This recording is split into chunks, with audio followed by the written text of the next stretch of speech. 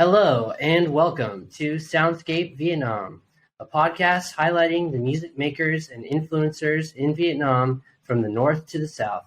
My name is Jeremy and I'm your host.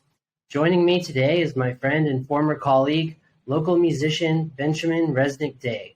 Ben is one half of the folk duo The Cards, who are regulars on the Saigon gigging circuit.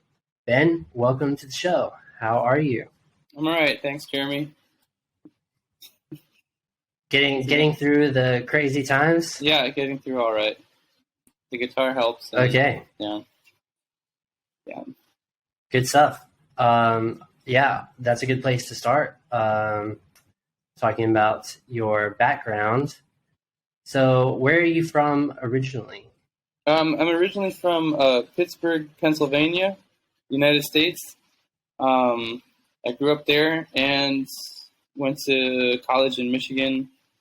Lived most of my adult life in New York City after that. So yeah, that's where I'm from America. Lots of different places, very different cultures there. Yeah, between those three. I mean, it's all kind of like Northeast, basically. I mean, yeah, like they have different accents in Michigan, and New York is like a mega city, so that was really new, for sure. Right. Yeah, that was really different from Pittsburgh, but generally, like it wasn't like going to the South or West Coast. Like, yeah, it was pretty. Yeah, it wasn't like super culture shocky. Really. They're all cold. Yeah, all cold, all American, similar mindsets, accents. Right. Yeah. So now you're in a fourth place, Vietnam. Yep, that's right. Yeah. How long have you been here, and what led you to coming here? So I've been here since 2017, and what led me to coming here is kind of a long story, I guess. But so like before, we got plenty of time. Yeah. Okay. So before I went to Vietnam, I lived in New York, and I got a PhD in history. And I was I was in academia, right? I was planning to be a historian, but a number of things made me decide to leave. As hard, geez, what are all the things? Like one thing was just the academic job market. Like I knew, like I realized a little too late that in the best case scenario, I would be in a cutthroat competition with loads of other PhDs for a limited number of jobs at and if I was really lucky, I would land a job in Nebraska or somewhere really boring where I would be probably teaching 4 or 5 classes a semester, while trying to meet a publishing quota, while having administrative duties. Basically like a more than full-time job, no free time. That was like the holy grail. Like if you got that, and then after 5 years of that, you would get tenure. And I realized that I actually, I realized at a certain point in the PhD, I realized I actually didn't want to play that game. I still loved history, but I was getting more into like the teaching was getting more interesting, whereas like the sort of research and publishing and professional, like everything you had to do to compete professionally was kind of feeling more like a drag. And and I realized actually, I was like, while I'm still young, I want to see more of the world. Like I wanted to, I didn't want to be buried in books all the time. So, so for a moment I was like, well, I don't know what to do then with my life. And then a friend of mine said, who's lived in Taiwan for a long time, said, well, one thing you could do is you could come to Asia. Like, they always need people here. You could teach English. You could probably do other things too.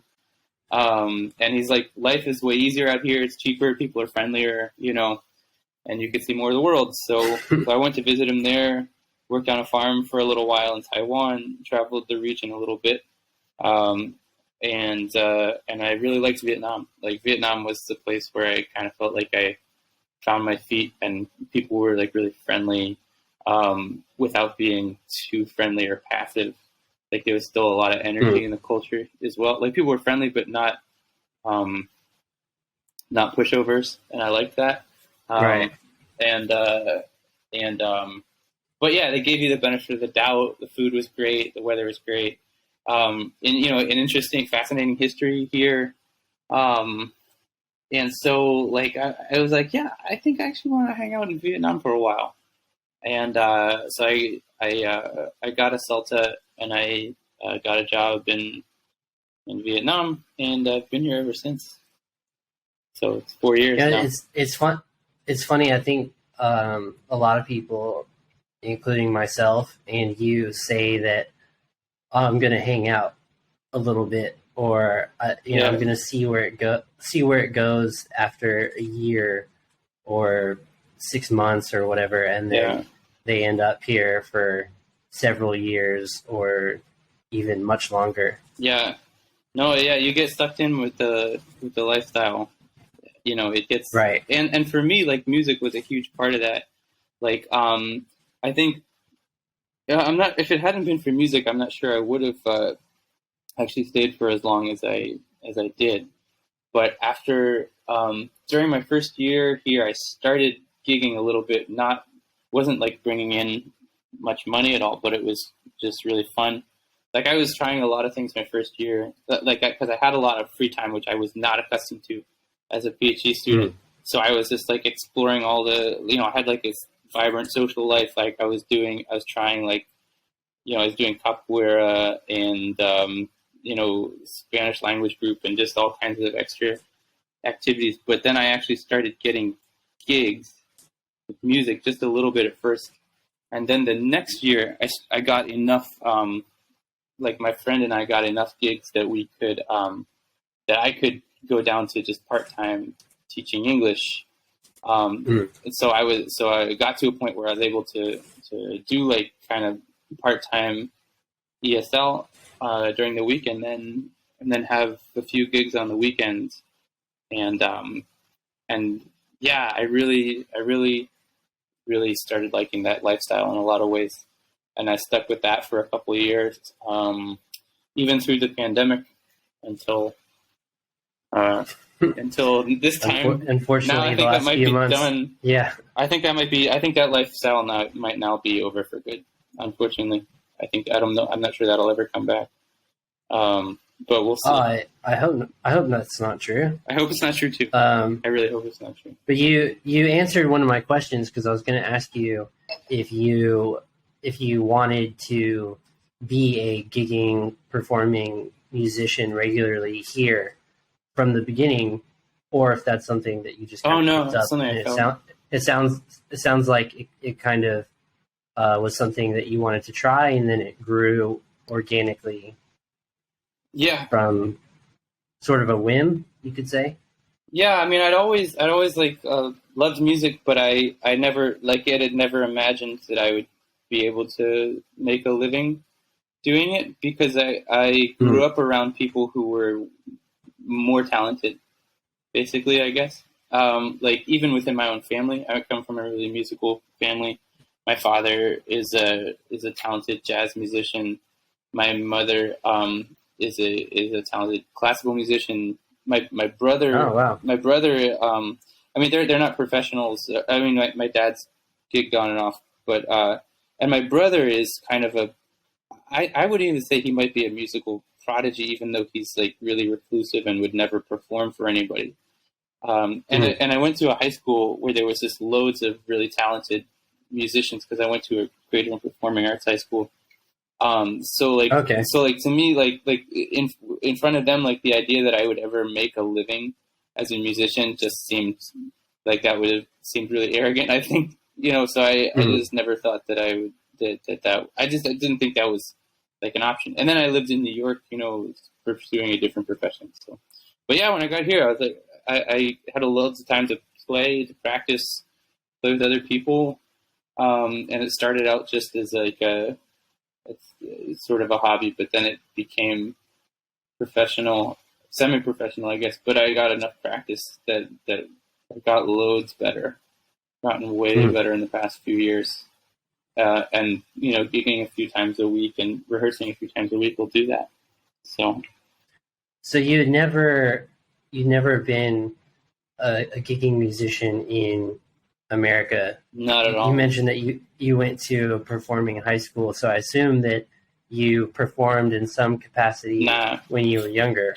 No. No. Well, when I was in middle school, I was like lead in the middle school musicals. But then in high school, I never did that in high school. I actually was a creative and performing arts. I was actually a creative writing major in high school. Oh, okay. Not a musician, not an actor. I was just in the creative writing program. So did you play guitar though when you were younger, yeah. Or is that something you picked up later? No, I started playing guitar when I was either 12 or 13. I can't quite remember. I think I was 12. It was either 12 or 13. And I really loved it. And I took to it in some ways. I loved at that point, like, classic rock, by which I mean like 60s rock, especially like Jimi Hendrix. And he was kind of like the number one musician for me at that age, like 13, 14, 15. And that, like, yeah, my major inspiration at first, for sure. That's funny because now the music you play is so different from Jimi Hendrix. Well, we play some Jimi Hendrix. I think we still play some Jimi Hendrix. I mean, we play a lot of 60s music. Like, so my friend and I do a lot of covers of like the Beatles and the Who, and just a lot of just music from the 60s and 70s, like pop and rock and soul and stuff, and folk from that era. I guess I meant more like the screaming electric guitars. Oh yeah. Versus the more folk kind of. Yeah, definitely more folk guitar. I mean, but I am like the solo guy in our band usually. Like at least most of the time, I'm the one who will take the solo.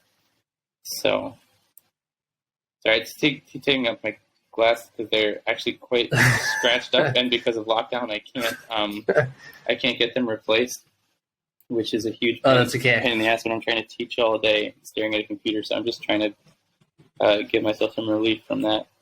No worries. Anyway, but then when I take them off, I can't really see you. It's kind of blurry, but there's no problem with that, actually. It's okay. I'm not much to look at, so just just continue on. So you just mentioned the duo. The Cards is the name for the people listening out there. So I wanted to ask you some questions about the Cards. Sure. First, because I don't know the answer to this question, where does the name come from? Oh yeah, because so we used to play with like cards. So like I could never, especially me, I would never remember a pick. So I would use like a expired credit card or driver's license or something to pick. I not anymore, actually. Now I really don't like doing that at all. Pick is actually a lot more versatile, but when we started out and it was really informal, and I could never remember to like keep enough picks, I would use cards. So that's where it came from originally. Yeah, that's originally where it came from. But it seems like that would not be good for the strings. Yeah, it's not great. It's a bit heavy.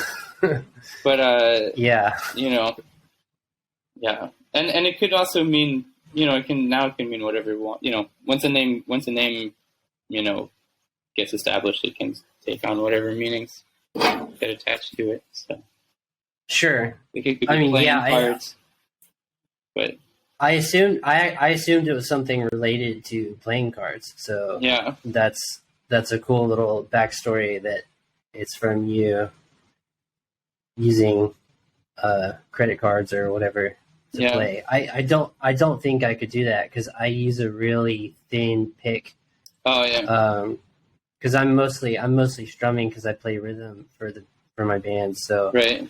um, I don't think I think I would just bomb if I tried to use a card as an emergency replacement. Yeah, you have to go a lot lighter on it, on the strings. Mm. You'd have to be you couldn't really just wail on it. Right, The right, card. right. Yeah, I'm not what's the word? Not delicate, but I'm not agile enough to adjust like that. So Yeah. I'll Oh, just destroy my strings. funny enough, though, actually now these days in lockdown, I've run out of picks. They've all gotten broken or locked. So now I'm back to cards. Oh, there you go. Funny enough. Yeah. The original name Yeah. lives on. Back to basics. The ethos.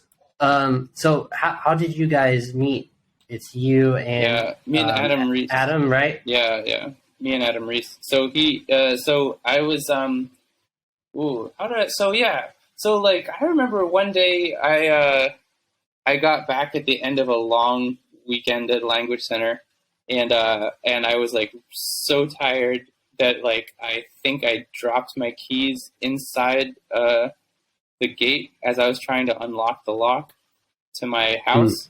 So then I was like wandering in the neighborhood while I was waiting for my roommate to get back, and there was this little music cafe in my neighborhood, and I went in there and I started playing, and then I started, and then and from there I like realized, oh, I can, I made friends with the people there. It was like all Vietnamese.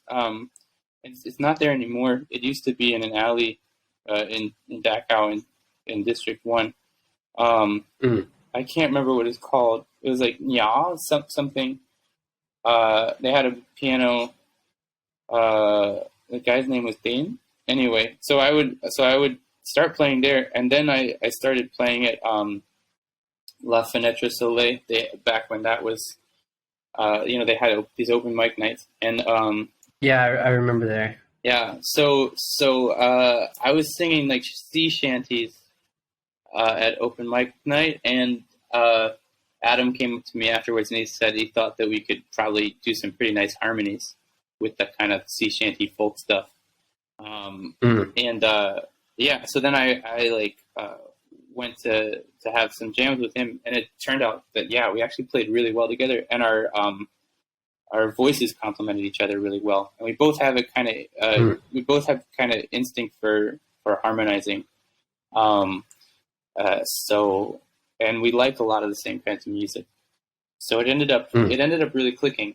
And we started just sort of getting together a few tunes for jams and for open mics, and getting to know like other people in this scene, like everyone from the kind of nice thing about that was La Fenêtre Soleil was there was like people who were everybody from like professional, people like indie, and other people who were like professional, all the way to like people who were just trying out at an open mic. We're all kind of socializing. We're all really friendly there. So there was like a lot of social space. Like I couldn't imagine something like that happening in a city like New York.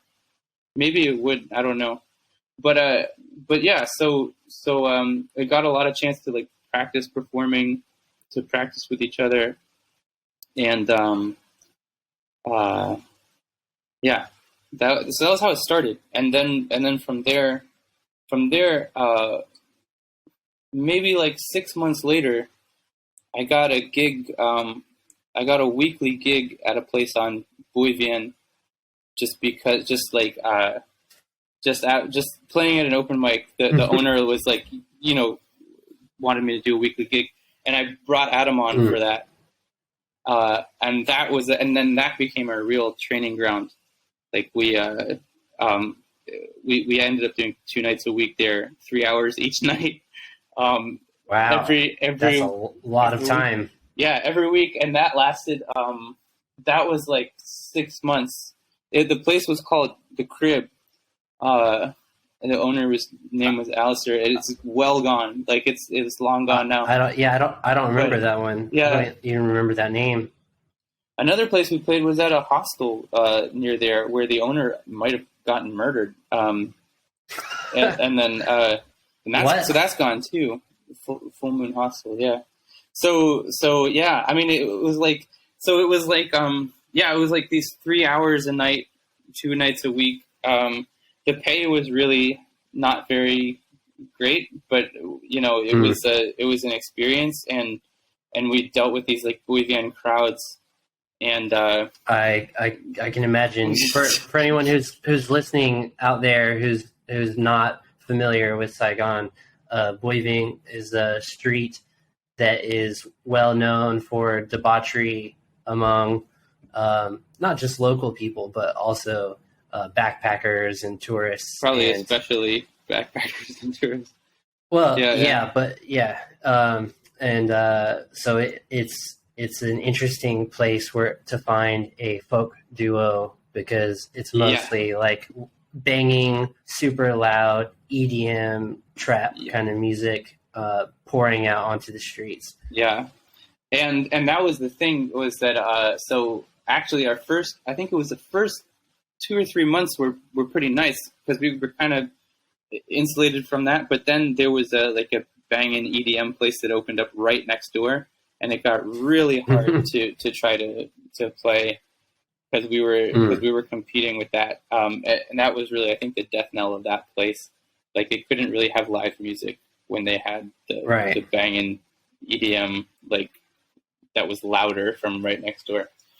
But that's too bad because there's not a lot of venues for music, like in a band, like band kind of music, or music where you have multiple instruments that's not like in a hotel or in like a really big place. Like there's not as many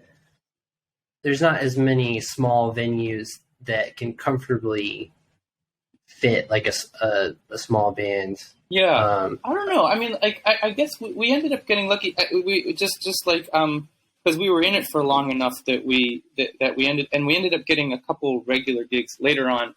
We ended up getting a couple of kind of nice regular gigs that was every week, and then we ended up getting more that would be every month.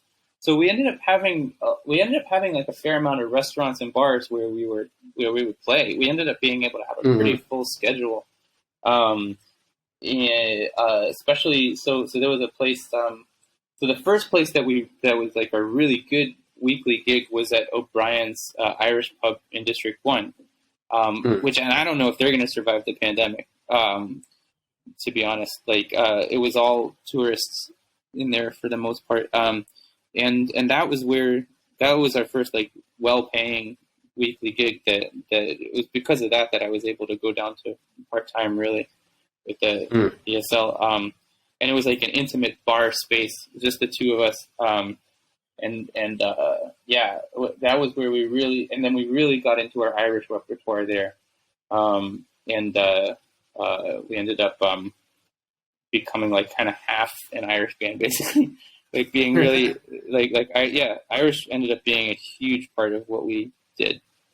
That's one of the things I wanted to ask you about because you mentioned the phrase sea shanty earlier, and I can vaguely imagine what that means. I mean, I realize it's a specific type of song that's probably related to old sailors or something. Yeah, but could you explain a little bit more about what a sea shanty is, and then maybe how you guys got into that sort of genre? I'd always been interested in folk music, especially Irish music. I've always been kind of drawn to old songs, old blues, and old folk. Like folk music from around the world is really interesting, and a lot of it is really kind of similar in a lot of ways.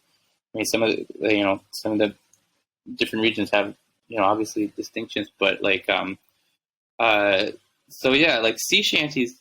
And actually, that's a good example because sea shanties they were songs that the sailors used to sing on ships, and you would have a whole crew of men,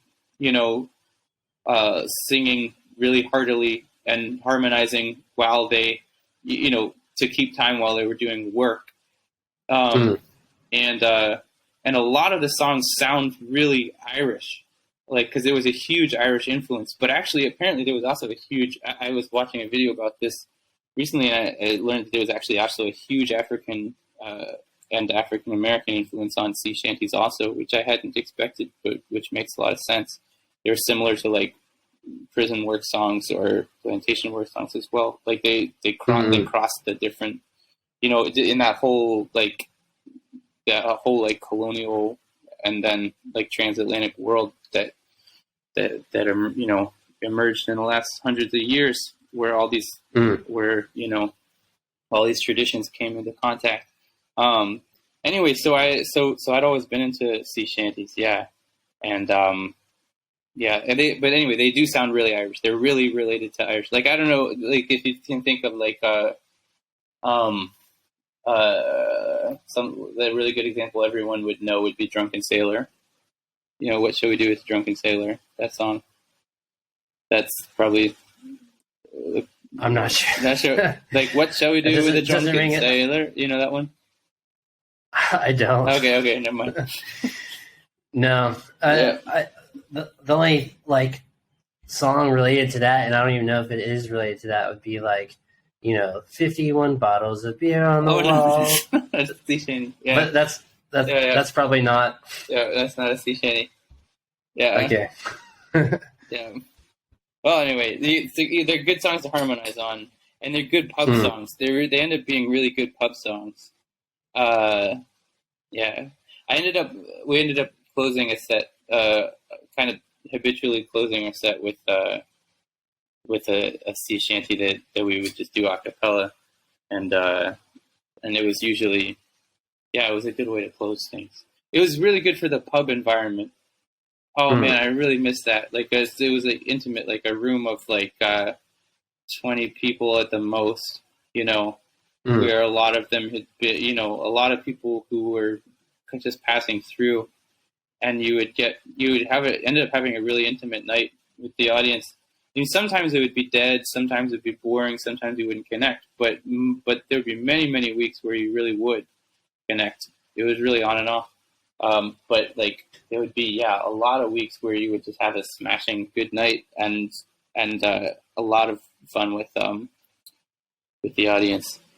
And how is the normal reception of Vietnamese people to these kind of songs? If they're, because you played all around town, so I'm sure that at most places that you've been, there are at least some Vietnamese people, especially at the restaurants. Yeah. So what is the reaction like usually? Oh yeah, it really depends. I mean, so first of all, like we would do like we had like a few Vietnamese songs we would do, and they ended up really liking when we did Vietnamese songs. Generally, like that was like how we would connect with the Vietnamese audience, was with Vietnamese songs. Sac Mao, and that was the main one that we would do. But I knew a couple of others that I would do sometimes. Cat Boy and Chuck I Voten also sometimes. But Sac Mao was the one we could do together. So that's how we would connect with the Vietnamese audience usually. But sometimes they really did like the Irish stuff also. Because, there's a certain, like, when you get deep enough in folk music from around the world, there are things that are similar, like a tragic love song, like a folk tragic love song from one place, if it's authentic enough, will have some resonance with people from a different culture sometimes, So, right. And that really came out in, when we got to play in Mui Ne, where, where there were more, generally more Vietnamese. Sometimes more Vietnamese in the pub where we played there, including like the local gang sometimes, and our Nice. staff and stuff, and sketchy expat. Right. Anyway, Good combo. Yeah, good combo. No, but they were a lot of great nights. Yeah. That's the thing about pub playing is that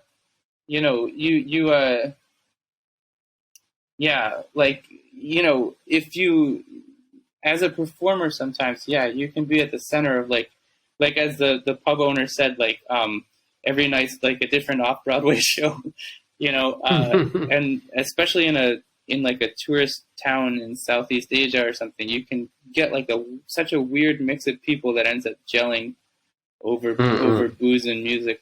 Oh gosh, I really miss it sometimes now with the pandemic. Really miss it. Yeah, it's been a few months, but hopefully in the next few months we can get back to being out. Would it be wrong to say that you guys, what the music that you've been playing in pubs and restaurants and bars, I'm not sure exactly how you differentiate between pub and bar, but just those kind of places, would you say that your act as the Cards is pretty unique for the city? Yeah, because probably. I'm aware of a lot of the different acts here, and I can't think of immediately anyone else playing the kind of songs that you guys have been playing. Yeah, we're pretty weird. I mean, we play like I guess we, in a good way. Yeah, I mean, so both of us have written songs. Adam's written a bit more. I think he's a better songwriter than I am, and he's been at it for a longer. In the months before the pandemic, we were starting to try to do a lot more of our originals and to write more songs. But for the most part, we did covers, but like a eclectic mix of covers, like folk, basically like different kinds of folk, some Vietnamese, like a small handful of Vietnamese, but to have that, and then pop from like the 60s through the 90s basically, and but like we had like and swing jazz. So he's also a swing jazz musician. And I should mention Sabine, actually. So we had a third that would play with us a lot, Sabine, who played the violin, who was just such an awesome violin player. So she would do a lot of, so with the Irish stuff, she was really awesome. With the swing jazz and the gypsy jazz manouche, we also did a lot of that together. Especially Adam's a really solid rhythm guitarist for gypsy jazz, and so Sabine and I would trade solos with that. So yeah, we just played like a really eclectic mix of music when you think about it all together. Yeah, everything from Django Reinhardt to Simon and Garfunkel to the Beatles and the Pogues, and our own funny covers of Britney Spears and and ancient sea shanties. So yeah, that's cool. I think that's something that like I just said, is not well known by the local population. So it's cool to introduce that to people. When you can. And I mean, it's not even well known to me. I mean, you just explained what a sea shanty is to me. So I think that's really cool. If things get back to normal soon, do you have plans to continue like writing music together and maybe doing some recording? Yeah, I'm like at this point, so basically egged on by the pandemic, I ended up getting a full-time job at a school, which I'm trying to sort of find my feet and make sure that I get used to it and I'm really able to just get through a week without like having to work all weekend, which I kind of am doing at this point. And it's like a good time to do that because there's no like gigs happening anyway right now.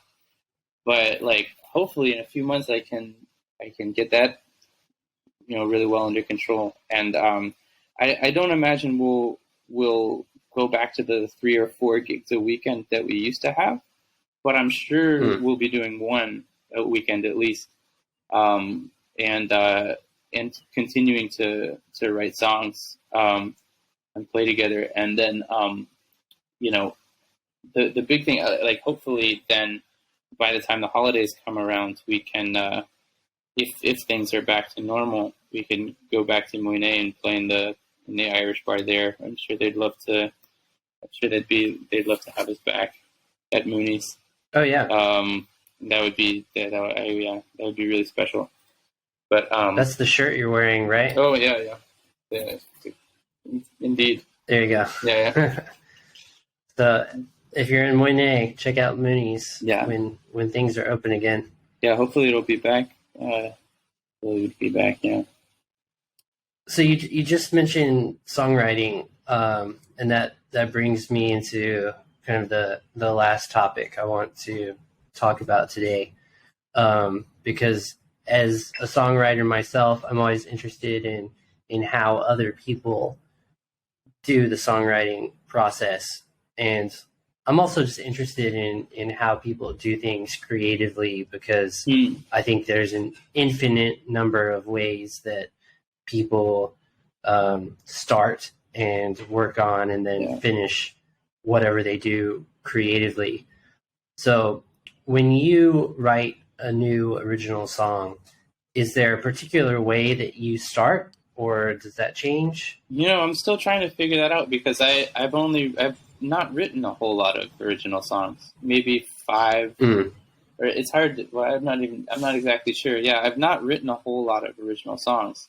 Adam's written more, and they're more solid. But I've written a couple that I really like. I think the first one I wrote, I just like I had a poem that I'd written years ago, and I put music to it, and I actually really liked it, and so I liked that. And then the next ones though came about from messing about kind of with different riffs over months, and then like eventually they came together and everything flowed, and I had a song. But I had to kind of beat my head against the wall for a while, like just collecting little scraps that I would think of, and recording them. But then after a while, it would come together. I feel like every song that I've written, it didn't come very naturally. Like I had to, like it was like hard fought. Like I had to keep trying, like devoting time every day or every few days to banging my head against the wall, but then the more I did that, the easier it would get, and things would come more naturally.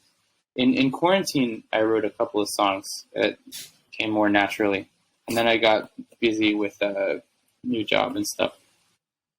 But yeah, I don't know. Yeah, I'm kind of the same way. I kind of have to force myself to work on a song if I've already started. I have to go, all right, you can't just leave this like half finished. You need to sit down and do it and it helps being in a band where sometimes there's the pressure from the rest of the band. Like if I show up to practice and I haven't finished the chorus and where everything else is finished, then I'm the jackass in the group because everybody's got their part written and I don't have the last two lines of the chorus. So then I wake up early and I'm like, okay. And that actually helps me, I think. Like I find inspiration from ideas, but then it takes work and it takes effort to turn those ideas into actual lyrics. Yeah. So I think a lot of people who haven't written songs before probably think that it's just like some lightning bolt from God that hits people's brains. Sometimes and then they're just da-da-da-da-da-da, and it could be that way, but I think probably most of the time it's like hard work. You got to sit down and do it. In my experience, whether it's writing a song or writing anything, the lightning bolts come more often, the more you sit down regularly when there aren't lightning bolts coming.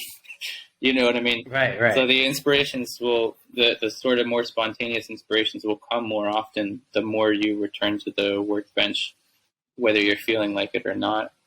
So yeah, it's like chipping away at a dam. You know, it takes a while for the cracks to come, but then more and more water shoots out. For sure. And then hopefully you get that big wave at the end to finish something good. And I agree with what you're saying about the band really helping, because when you have accountability from other people, or you have competition with other people too. Like sometimes you're like, oh damn, like those last two songs that my bandmate wrote were really good, and I need to like, I better write another one before he writes a third one. Something like that. That can help. Yeah, both the collaboration and the competition can actually help, to be honest, I think. Yeah, it's motivating. Yeah. For sure. So when you are writing a song, particularly with the lyrics, do those come from a place of prior emotion that you've experienced, or do you sometimes create experiences that you may not have actually had within the story? Oh, I don't know. I mean, I guess they come from prior experience. I mean, or from like intense experience, or especially sadness or something like that. I think like one of the songs that I wrote that I actually like since I came here came because of it came shortly after a friend died, so that it came from that. Another time it was because I had like something intense that I was thinking about, that was the subject of the poem, so I had like something to say. I don't know if I've like created an experience through a song that then I put words to that experience. I don't think I've ever done that, to be honest. Yeah. Okay.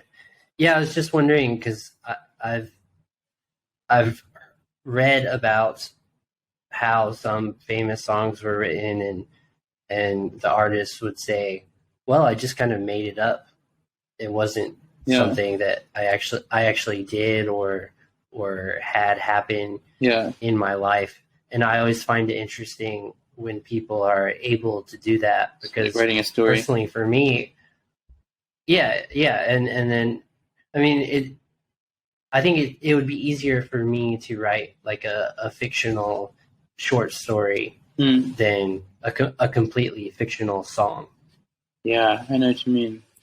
Yeah, there was like a quote like somewhere that was something like music makes you feel ideas, right? Like if you have a music with lyrics, I can't remember how it went, but like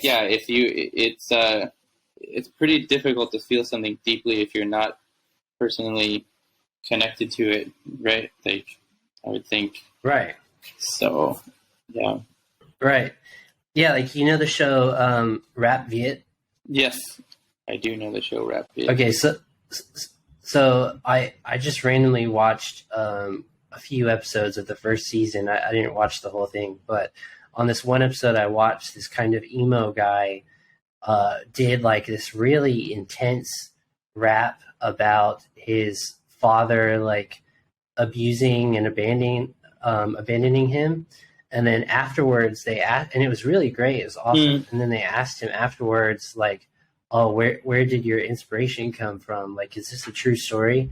And then he was like, no, I just made it up.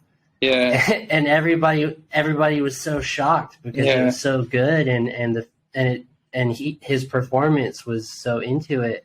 And then one of the judges was like, you know what, I have to applaud you, but at the same time I hate you because I can't do that. Like, I don't know how you could write something without experiencing it like that. And then I think that guy the judge also had some issues with his dad. So he was like, shit, how did you do this so well? And then the performer, his dad was, and then the performer's dad was in the stands and came over and hugged him and was like, oh, I love my son so much.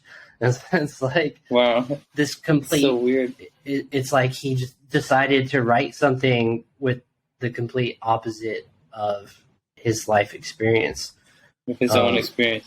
So that's really interesting. I think it's interesting when people do that. Yeah, it's funny. We're also in a moment where we're getting. I think we're in an artistic. Oh, again. Okay, sorry. Yeah.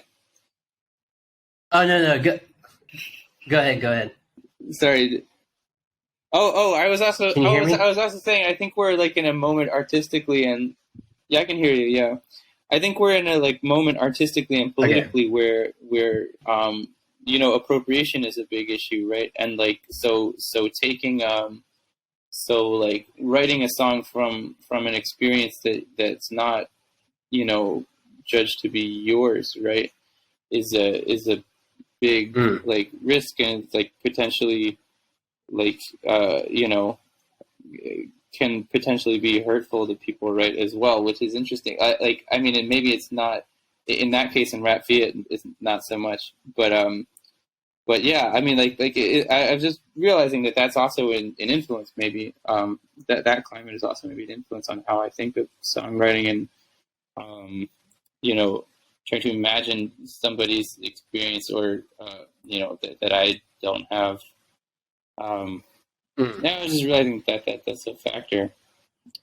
Well, yeah, that's a good point, because nowadays with such a widespread dispersal of information on social media, if it's found out that an artist became famous for singing a song or rapping a song or whatever, and then they didn't live that experience, people will call them out.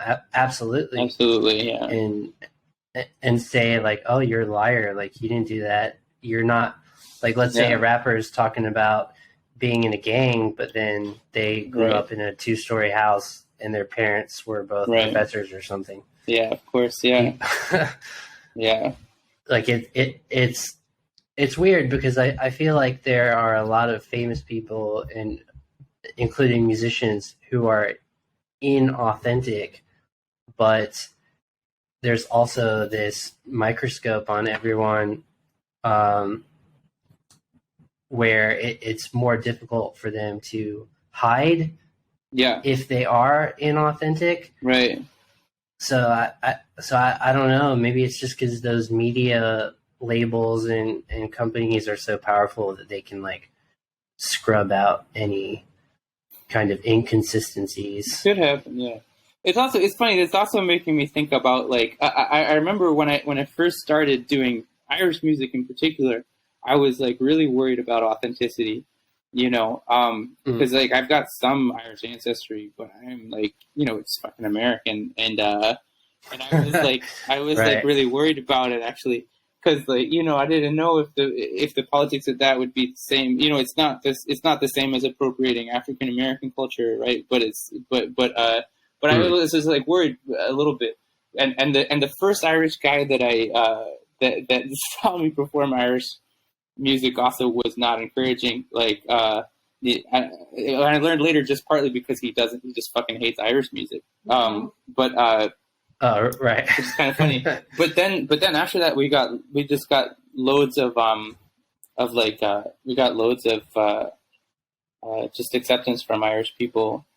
And we ended up being like like having these huge St. Paddy's gigs and everything, and and being regulars at these Irish bars. So it wasn't the same. I just realized really quickly, okay, the politics aren't the same here. Thankfully for me. And and it's funny, and performing those songs, like they're often about things that I haven't experienced, like being a IRA revolutionary or a sailor or any number of things. Yeah. I mean, there's some of them where you can draw some kind of connection, right? Like there's a lot of Irish songs about missing home or about missing loved ones that you had to leave a long time ago, or and about being a long way from home, right? And of course I can sing those, bringing my own experience into it, So there are points of connection anyway. Right. Yeah. Those ideas transcend culture and skin color and nationality. Yeah. And whatever label you want to put on someone. Yeah. Like anybody can have the feeling of missing home or their loved ones. Yeah. So anyway, that's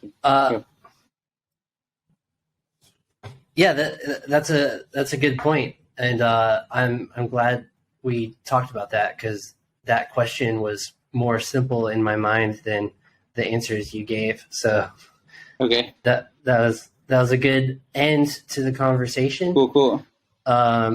Thank you for coming on today. Yeah, thanks, Jeremy. Thanks for talking to me. And I hope that both of us will be out in bars playing in the next couple of months. Yeah, me too. Realistically, I'm thinking maybe around Christmas time. Maybe. Right. If it's, yeah. Realistically, hopefully, fingers crossed. Yeah. That would be ideal. That would be amazing.